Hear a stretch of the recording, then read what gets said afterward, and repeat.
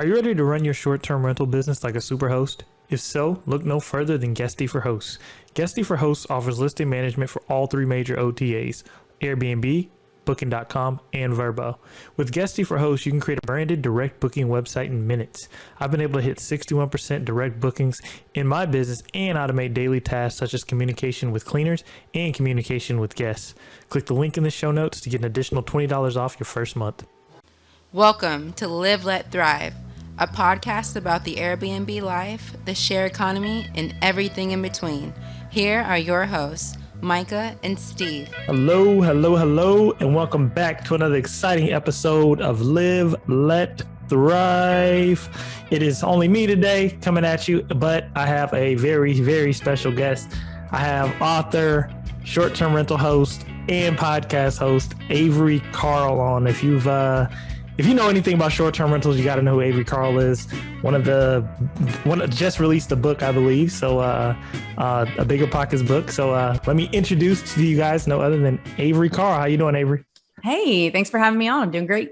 Thank you for coming on. I know we had your husband on, I think when we first started, which was like 3 or 4 years ago. Yeah, that was a while ago. Yeah, it was a long time ago. You guys have really, really grown since then. So I'm excited to have you.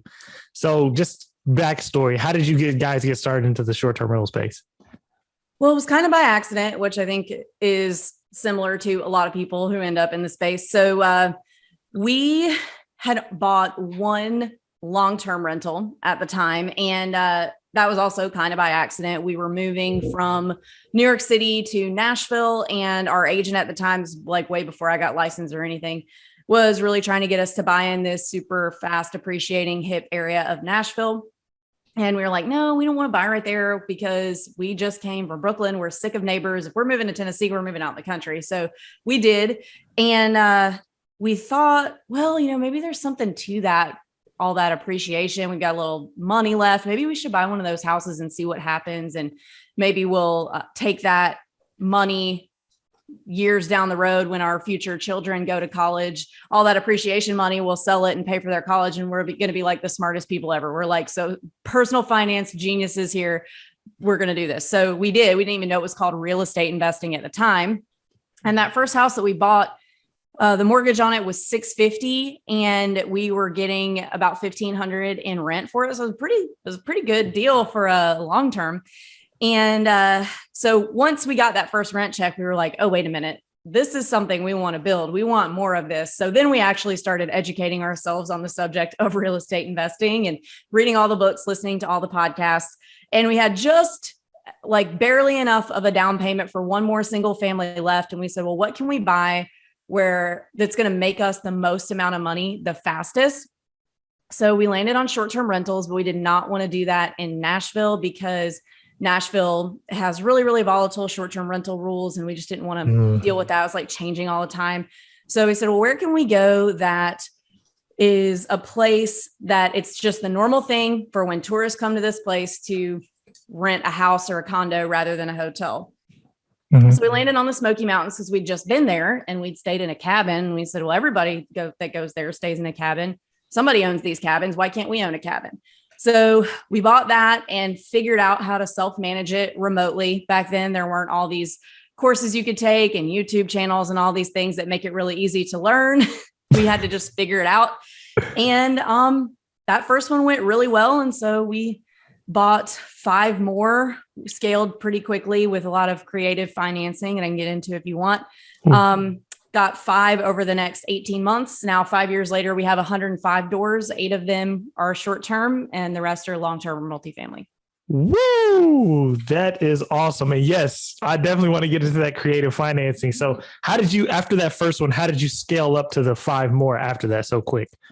Yeah. So I guess maybe not necessarily creative financing, but creative down payment coming up with. So the first one, we did a 10% down vacation home loan.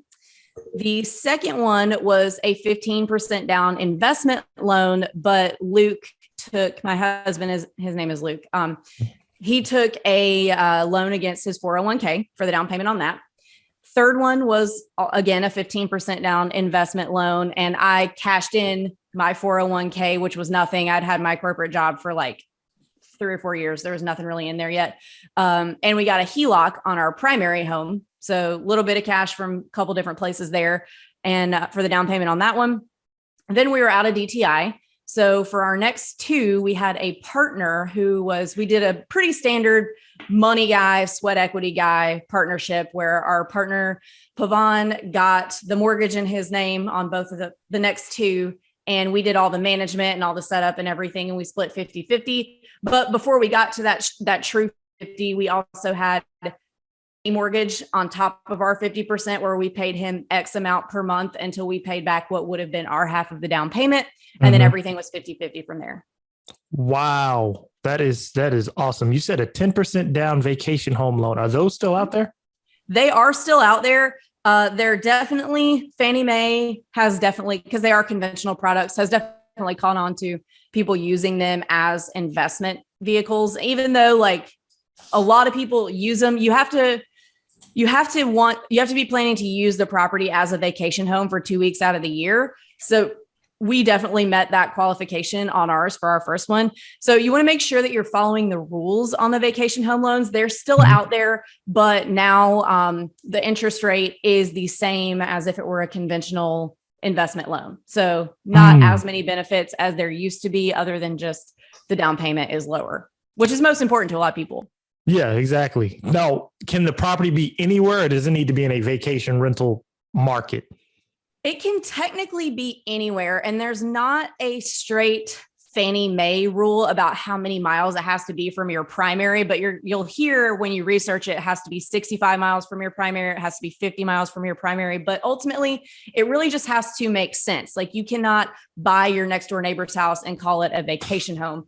So it does have to be away, but there are exceptions. So like what we see a lot is people who live in Knoxville who want to buy something in Pigeon Forge. Well, that's only about 40 miles away from each other, but the markets are vastly different. Knoxville is very much like a small, medium-sized metropolitan market, where Pigeon Forge is very much a vacation destination, and it's mountains and a lot of stuff, vacation stuff that is not in Knoxville. So we see people from Knoxville getting second homes 40 miles away in Pigeon Forge all the time. So that's allowed. So it has to make sense for the underwriter. And, so you're not buying like your whole neighborhood and calling it a second home.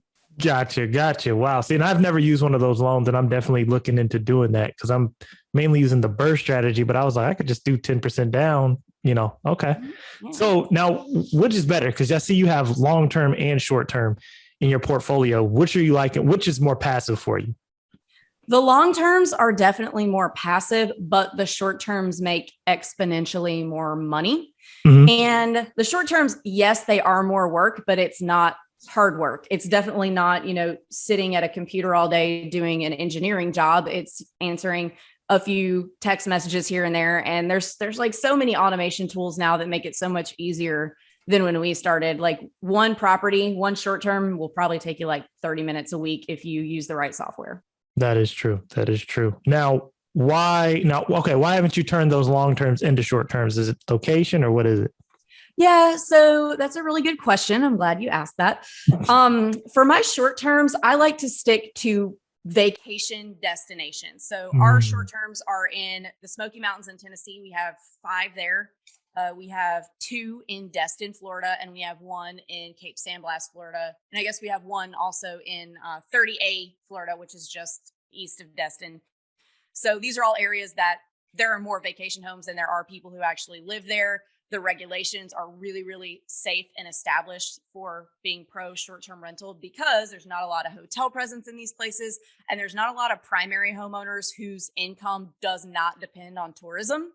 So our long terms, we have them in Alabama and then Chattanooga and then some places in the Midwest that I just don't like to mix metro markets with short term, because I guess maybe because of selling real estate in Nashville when I first started and dealing with seeing all of the stuff go down with the city council members and, areas where it hasn't been the normal thing for decades and decades for people to come stay in short-term rentals. In metro markets like Nashville or Chattanooga even, or Birmingham, where some of our long terms are, up until 10 years ago, everybody who came to those cities was staying in a hotel. And then Airbnbs are new things as of the past 10 years. So you have all this push and pull with the local government to try and figure out what to do with these things, how to monetize it, how to not piss off the people who live there. So I don't want to mess with all that. I'd rather go, buy a house in Destin. I'm sitting in Destin right now, actually. It's where we live. And Destin has had vacation rentals since before we had electricity. I like that because the rules are very established. You don't have to worry about all that tension and friction. So I do not mix my short terms with my long terms. I like my long terms in medium-sized metro markets and my short terms in regional drivable vacation destinations. I love that strategy. And the reason why is and this goes going to go into my question, because I noticed with COVID, a lot of even the metropolitan areas, the city areas, they were getting a lot of traction. But one thing that really turned me towards vacation rental markets, and maybe I want you to touch on this, was I'm like, okay, all these people are doing these staycations, right? They'll just leave somewhere and go.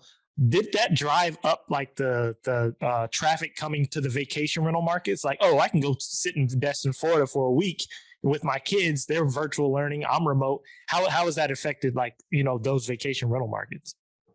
So COVID definitely caused a boom in the type of market that I focus on. I know for short-term rental owners in metro markets, it caused a decline. And then for short-term rental owners in the big markets that you have to fly to, like Hawaii, Aspen, those places, downturn also because people didn't want to get on planes during COVID.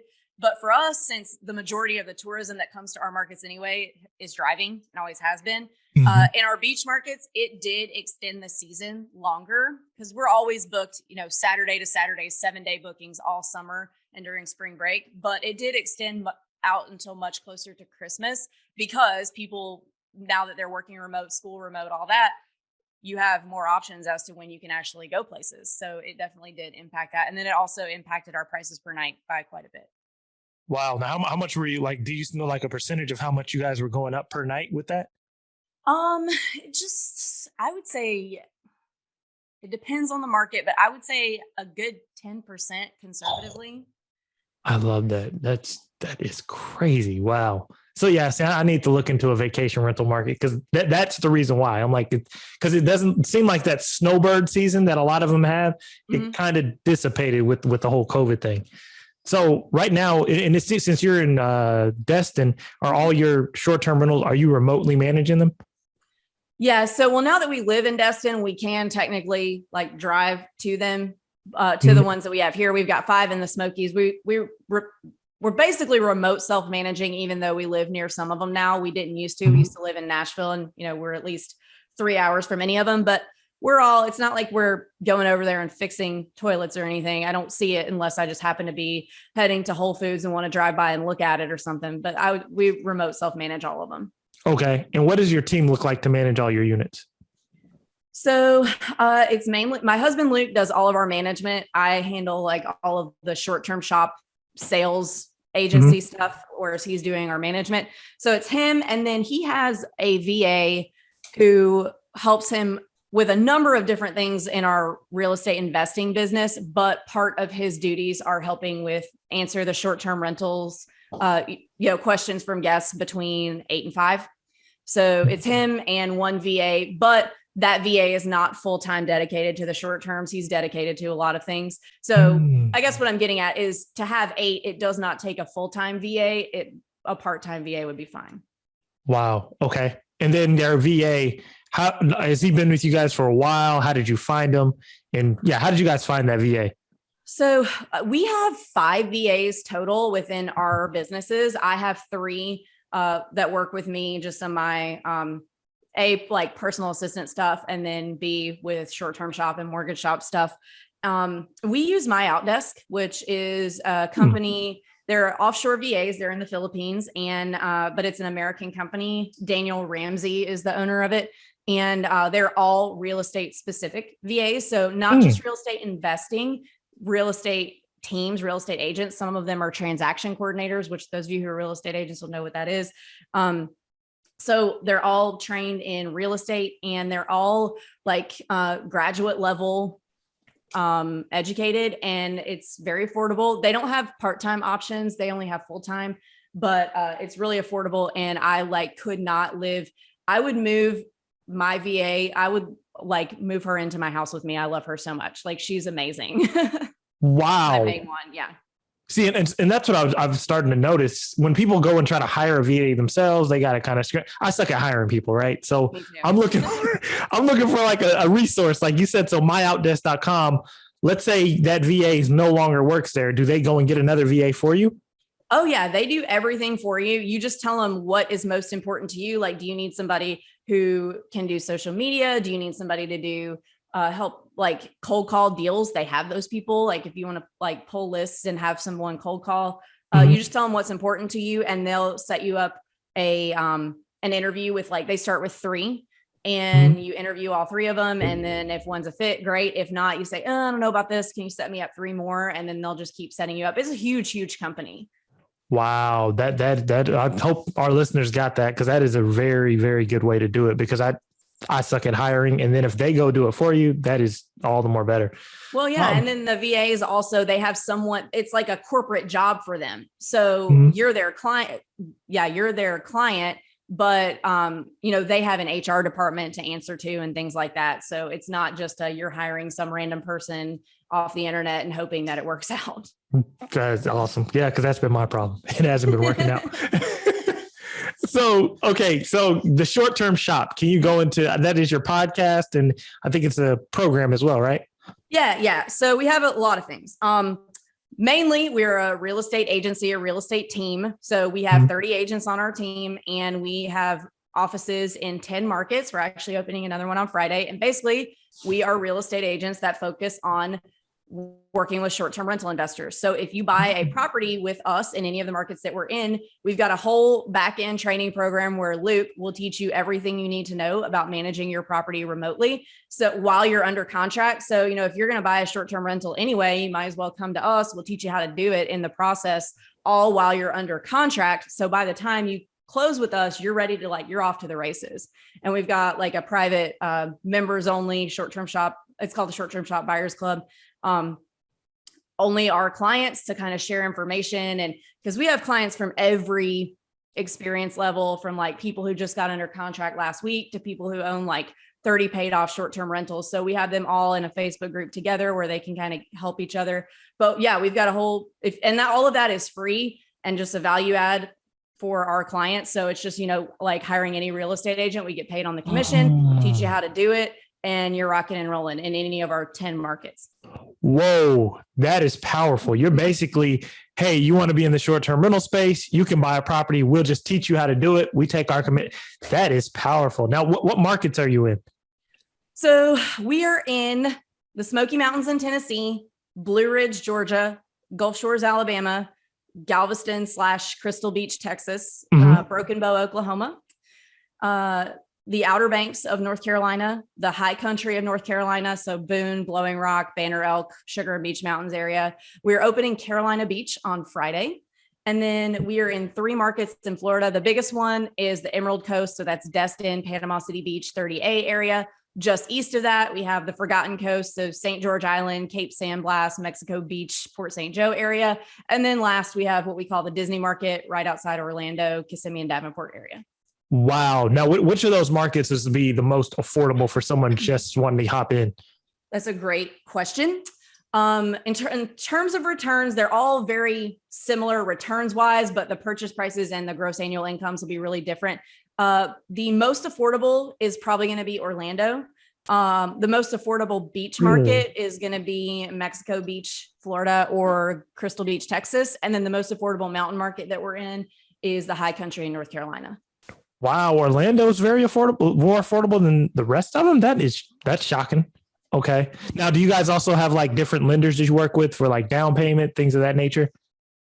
Funny that you asked. It's almost as if you did your research.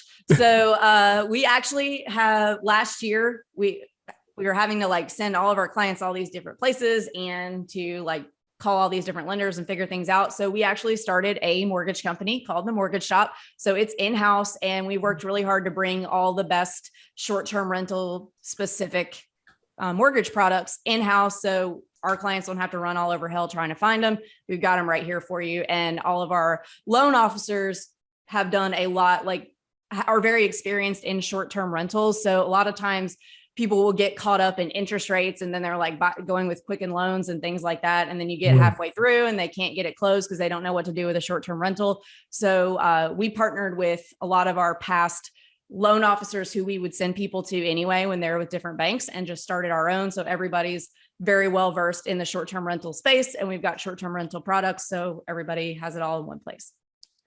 Wow. I'm going to have to join that. I'm going to have to look at this because we're close. I'm closest to Galveston. Okay. How's that market looking? Because now Steve's he's really in love with I think it's South Padre Island, but I've never thought about going to Galveston. Yeah. South Padre is beautiful. I've been to both places. So my favorite is it's the Bolivar Peninsula. I don't even know, because Texans pronounce everything a little different. So the Bolivar Peninsula, which is like Galveston's here, and you go kind of around, and it's gotcha. It's Crystal Beach. So Crystal Beach is it's probably my favorite beach market right now. If I wasn't under contract on a 68 unit apartment complex, that's where I would be buying. So it got run over by, I think, Hurricane Ike pretty bad. And it's just now being rebuilt. So a lot of the infrastructure is kind of catching up. So the real estate is affordable, but it's all brand new construction and really cute. And the numbers, if you look at the AirDNA numbers, which is like, it's not like the best, most accurate data in the whole world, but it's really great, like equalizer. Like you can compare everything, all the different markets, and kind of see what they're doing. But if you look at the AirDNA numbers for Crystal Beach, they're really, really good. Like you can still get a 5-bedroom beach house, like one tier off the beach with a view for like 500. So that's a really, really great spot. I would check that out. I'll send you our agent in that market. We've got 3 of them. Okay. I'll be reaching out. So now you talked about the hurricanes. That's one thing that bothers me as well. Yeah. So if you get hit by a hurricane, how does that? I know you have to have insurance, but is there anything that's okay, for example, I guess if you have proper or something, is there any insurance products where you get knocked out by a hurricane? Is there a way for you to keep receiving income, or how does that work? There are insurance products that will cover lost income. I think if you were in a situation like a Katrina situation where it's for months and months and months, that might not be as covered. So it just depends on what product you go with. For me, after, I grew up in Mississippi, so we weren't on the coast, but we were close enough to where if a bad like Katrina affected us. So I am kind of used to that, and it doesn't really bother me that much. And then now living on the coast, it's not as scary as a lot of times the news makes it out to be. Like, yes, hurricane season happens every year. There's always that chance. But we sat through a Cat 3 sitting in this house for 3 days one time, and it wasn't really any worse than an afternoon thunderstorm in the summertime growing up in Mississippi. It just lasts longer. So a lot of times it's not as bad as it kind of seems like it is. It's just, every now and then there'll be a really crazy one. So what I tell people who are worried about hurricanes is you can invest for what happens 99% of the time, or you cannot invest based on what could happen 1% of the time. Yeah. My grandmother has had a house here on the water in Destin so it was built in 1969, and it has never had hurricane damage. And then Luke and I bought a duplex in Chattanooga a few years ago, and within 6 months, it got totally destroyed by a tornado. So the Destin house should have had it happen 1,000 times before the Chattanooga house did, but that's not the way that it works. So it can happen. It's something you have to kind of think about if you want to buy a coastal property. But the good news is, if that's something that's going to keep you up at night, then there's plenty of mountain markets to buy in. Yeah. And I'm happy you brought up the mountain markets. Now, because I know everyone was running to the Smokys in the last 2 years, just running there, go to the Smokys. Is the Smokys somewhere that's still affordable, or you got to come with the influx of cash to get in?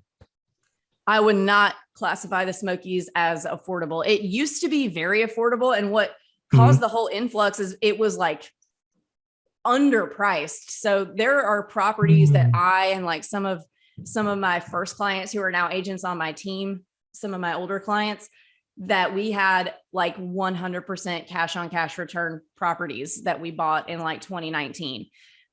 Those deals are not out there anymore, but you can still get well into the 20 and 30% range, but you're going to have you're going to have an average of like an $800,000 purchase price on the low end. What? Yeah. It's like 500,000 for a 2-bed now. Wow. A lot of times. Yeah. So the purchase prices have gotten really, really high, but the income is also really high, but it's just a very high purchase price. So I tell people like, yeah, the Smokys is still a great place. There's a lot of money to be made, but it's not the only one. And it used to be like there were 70, 80, 100% cash on cash return deals just laying around on the MLS for 6 months that nobody bought. But now it's like people have caught on. So it's still good. It's still better than an apartment building. Like I could go buy something in the Smokys right now and still have a higher cash on cash than an apartment building that I'm buying right now. But I like to have a diverse portfolio. So there's lots of good markets. The Smokys is still a great one, but you do have to have a pretty high budget to get into that one. Wow. Now you also touched on apartment buildings. So me and Steve, we've been talking about getting into apartment buildings. What was your advice to getting into like the big multifamily? How did you get into it? So we got into it last year and we're still very new to the space. So we have two 12 units and a 25 unit, and we're under contract on a package of 3 that from the same owner that totals to 68 units. It's like a 35, a 25 and a 8. So we're still pretty new. And, when you're getting into a new asset class, whether you're trying to jump into multi or you're trying to jump into short terms from something else, the most important thing, even if you're very experienced, is it really is different. You can buy, 1,000 single family homes. You cannot roll into the multi world and try to act like you know everything about everything, because you don't, just because you own 1,000 single families. So we were very humble and we kind of market. And I like for long terms, I like medium sized metro markets in the Southeast and the Midwest, because they don't fluctuate as much. They're not going to appreciate a ton, but they're also not going to lose a lot of value either. So we like to stick to those. A bunch of the markets wanted to focus on. And Luke just posted, he was like, hey, I'm really experienced in this. I'm trying to get into the multi space. Anybody have any advice for me? And some guy was like, yeah, call me. I'll talk to you about it. And Luke was like, okay. So he called him and we were in our motorhome going somewhere, I think maybe to my parents' house. And he just called this random guy. Turned out the guy owned like 800 units in the market that we were trying to buy in, as like the biggest investor in that market, and just took the time out of his day to talk to some random guy with long hair on the internet. And we ended up buying he introduced us to his property management company, and we ended up buying our first 12 unit from them. And basically, you just kind of have to make sure that you're humble and say like, hey, I'm really experienced, but not in this. So I'm going to take your advice on this. He introduced us to his agent, and we were very clear about, we are very qualified buyers. We are very serious. We are going to buy. We are not going to be difficult to work with either, but we're going to need a little bit of advice, and we will take your advice. And that has gotten us really far. Like a lot of our good deals, which we don't have that many deals, but have been off market from just being humble. And like, if you send us a deal, that's a good deal, we will buy it and we will not be difficult. And we've proven that to our agent, to our lender, and to a lot of the property management companies that know when things are coming up, like, hey, send it to Luke and Avery, they'll buy it and they're not going to be a pain in the ass when they do it either. So that's definitely, yeah, that's the best way to do it. Is just jump in there and network and be cool. Yeah. And I know Luke's a huge networker on BiggerPockets. That's how I met him. That's how I met him. So I know he's always on there. Now, and that's cool how you guys basically, Luke leveraged his knowledge. Hey, I'm good at this, but not good at this, and leverage the relationship. And I tell people to do that all the time. Now, it looks like you guys are is that your future goal, is to just mainly buy multifamilies? Not necessarily. Like we're under contract on a short term right now, right down the street in Destin. So we kind of have our 3 little silos going at all times. So if a good short term pops up, we'll pick it up. And we have a market in Alabama where we just continually pick up value add single families, probably two a month. It's kind of slowed down recently, but we're on an average of 2 to 3 a month all last year. And then we have our multi machine in the Midwest where our goal was to get 50 doors this year, but looks like we're going to pass that Q1. So woo, congratulations. Thank you. Thank you. So we kind of have all three going just because there's value in all three. And I certainly don't want to steer any new investors down that road. Like, don't go try to buy a bunch of different things in a bunch of different places. Focus on one thing first. So we were all short term for the first 5 deals, minus that first one that got us into real estate investing. And then we said, all right, we want to mix some long terms in here. So then we bought, I think, 4 or 5 long terms. And then we said, oh, you know what? Let's 1031 exchange. By the way, our 2 partnership deals, you can 1031 exchange your equity from a partnership into another property if your partner buys you out. So we did that. So focus on one thing at a time, because if you try to focus on too much at once, you're never going to buy anything. So this is something that we've set up over the course of our investing career. Like, hey, we found this niche with the short terms, these long terms, we wanted to sprinkle some in, and we've kind of zeroed in on a market where it's repeatable. And then, everybody we kind of just got into into multi, because we're like, well, all right, we're buying 20 of these single families and we're having to pay like $8,000 closing costs on every single one. What if we buy a 20 unit and pay one set of closing costs and see how that goes? So we just kind of graduated into that. Smart thinking. Now, in these markets, because I know a lot of people are coming to these vacation rental markets, are you seeing any signs of saturation? So in these types of markets, it's kind of different because 90% of the real estate that has ever been traded in these markets, so pre-Airbnb, pre-internet, has been vacation rentals. So saturation happens when there's really not any of a product in a market, and then all of a sudden the market is flooded with that product. So that's not what's happening in these markets. Everything in these markets was already a short-term rental, but now there's just more attention being paid to these markets on what was already going on for decades, because short-term rental is now finally being looked at as an actual asset class and not like a thing where a bunch of kids are renting their futons to each other. So there's a lot of people who, like multifamily investors, for example, who 5, 6, 7, 10 years ago would not have ever messed with short-term. Now they are, but it's not that those markets didn't have any short-terms and now they have a ton. They already had basically all the real estate in them was short terms, but now they're just changing hands, and that's getting more attention because people are like, oh wait, this makes sense. Yeah, got you. Wow. Okay. So yeah, you don't have to really worry about that, because mostly people are coming there nonstop for that product. Okay. Now your book, how did you get the idea for your book, and tell us a little bit about it? Because I definitely got to get my copy. Yeah, I'll send you one. So thank you. BiggerPockets actually approached me about writing it. I've always been real active on their forums. A few of them have bought them. Admins, podcast hosts, etc., are short-term shop clients. I've spoken at their conferences a few times. So they said, and it was in 2020 actually, and they said, hey, I think the time is right for a short-term book, and we think that you would be the best person to write that. Will you write it? And I'm like, yeah, of course I will. It says, will you do this? Yeah, of course I'll do it. And I was like 4 months pregnant with our second child, our son at that point. And they're like, okay, cool, great. So here's the bad news. We need this finished, done, turned into us in 6 months. So I was up every morning, 4 a.m. before my daughter woke up, because this was like the height of COVID. So there is no childcare, there's no school, there's nothing. And I had an 18-month-old. So plus trying to run businesses. And so I was up at 4 o'clock every morning writing that book, had my son over the course of the process of writing it, and finished it when he was 3 months old, and got it turned in on the exact day it was due. Wow. Yeah. That's hustle right there. I love that. Now, did you have a writer to help you, or you just did it all yourself? Nope, blasted it right out on this computer actually, and I'm talking to you on.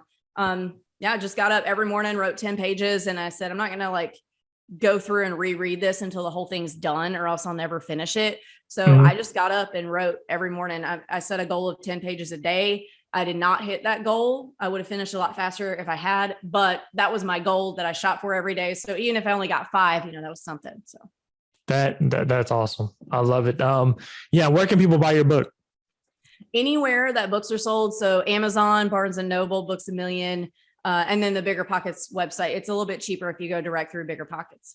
Oh, really? Okay. I'll definitely have to look into that. Okay.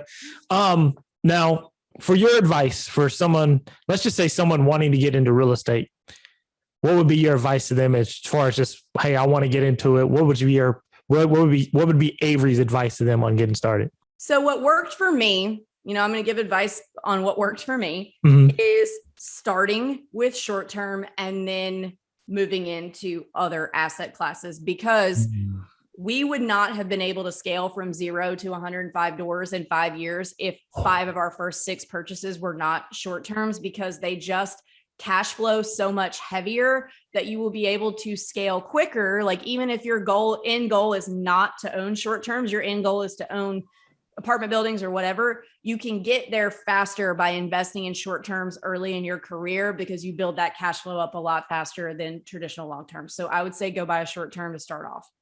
Oh, I like that. So you guys did that in 5 years. Now, are you guys ever going to look into like arbitraging or anything of that nature? Probably not. Arbitrage could be a great way to get started and to build some cash flow so that you can go buy stuff. But at this point in our career, it just doesn't make sense. And early in a career, it makes a lot of sense to try and get the cash flow rolling. But for us now, it just doesn't make sense. Oh, so you would tell someone to arbitrage then if you're not able to go buy one, I would say arbitraging is a great way to get some cash flow rolling through the door for sure, and get you that experience. And then you'll know what you're doing when you are ready to buy one. But the goal should be to buy one. The goal should not be to arbitrage. The goal should be to buy. Yeah. And I'm happy you said that, because I run into people where they tell people don't buy property, only arbitrage. And I'm like, arbitrage is a means to an end. Yeah. So, and I get a lot of people asking me, do I arbitrage? I'm like, I do it, but I do it for a purpose. So that is very good advice. So Avery, thank you for coming on. This is another episode. I might have to see if I can get you and Luke on together. Oh, we'd love to. If you that'd be fun. Old married people bickering about who's remembering stuff wrong and all that, then we're happy to do it. We're all married as well. We understand. Yeah, I would definitely want to get you both back on, but definitely, I know you're busy. Thank you for giving us the time to interview you. And we definitely got to have you guys back on. Yeah, we'd love to do it. Thanks so much for having me. For sure. All right. Thank you. And where can people find you? Oh, yeah. So follow us on all of our social media, Instagram at the Short Term Shop. That's the one that's me. Like, I am reading those messages. Also, our YouTube channel, we have a lot of free content to teach you how to manage your short-term rentals, how to buy short-term rentals. It's YouTube/the Short Term Shop. And if you're ready to buy a house and you want to buy a house with us, you want us to be your agents, go to theshorttermshop.com and click the schedule a consultation button. Thank you. I'm definitely going to do that. I'm definitely need to get into the vacation rental market. So I will be reaching out. Thank you for coming on. Yeah, thank you. All right. Bye. All right. That was Avery Carl with another great episode. Man, Avery, that is crazy. 0 to 105 doors in 5 years. That is crazy. I'm honored to have her on, and she definitely dropped some gems. The whole thing about buying, you definitely use arbitrage as a means to an end, because you definitely want to start getting that equity, start getting that net worth to grow. But yeah, thank y'all for continuing to listen. Remember, you can follow us on Instagram at liveletthrive, send us an email. And thank y'all for continuing to listen. We are out. Thank you for tuning in to this week's episode of Live, Let, Thrive. Be sure to tune in next week for all the latest in the world of Airbnb and all that entails. Bye-bye.